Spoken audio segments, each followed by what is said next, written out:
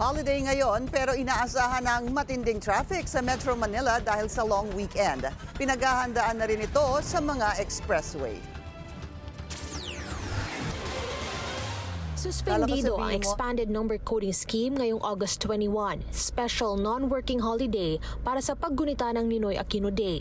At dahil tumapat sa Huwebes ang holiday, inaasahan na rin ng MMDA na marami na ang nag-file ng kanilang mga leave sa Biyernes para tuloy-tuloy ang bakasyon hanggang Lunes, August 25, na holiday ulit dahil National Heroes Day. Hopefully, mas spread out po yung mga motorista at yung po mga bibiyahe. Planuhin po natin yung inyong pagbiyahe. Tingnan po natin yung ating mga sasakyan na nasa kondisyon. At mag-ingat po.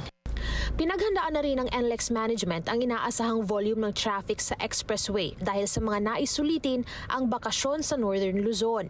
Nagdagdag na sila ng kanilang deployed personnel at pinahinto muna ang roadworks at closures. Kami po ay ready naman po mag-implement po ng counterflow.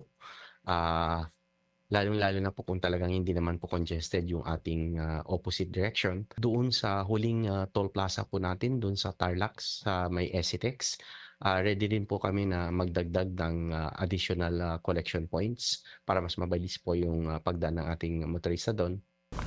May projected increase mula 3 to 5% ang bilang ng mga motoristang dadaan sa NLEX sa panahong ito mula sa kanilang daily average na 350,000. Gaya ng nakagawian, inaabisuhan nila ang publiko na planuhin ng maaga ang kanilang mga lakad. Siguruhing may laman ang RFID o kung wala ay magpakabit na para sa mas mabilis na biyahe. Para sa Agenda, Andrea Salve, Billionaire News Channel.